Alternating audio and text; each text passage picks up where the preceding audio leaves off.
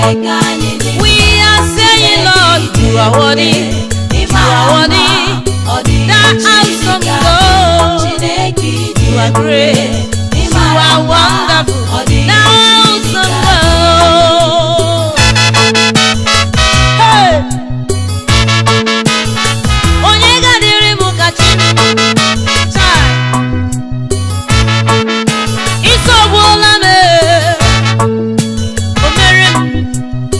Ogugu mobi mu. Ojido towa me.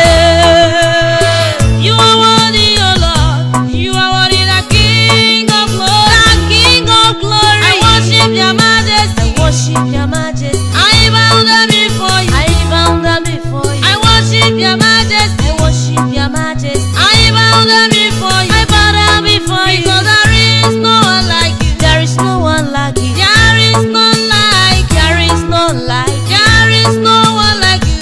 Because you alone is worthy to be praised. You are worthy. Receive my honor. Receive my honor. Receive my honor. Receive my glory. Yeah. The great King of Kings. Glory, glory. Hey. Oh, glory. Jesus. Ha. So great. Anywhere na mama, si na Chineke anyị dị. Eso mekwu ya ewo.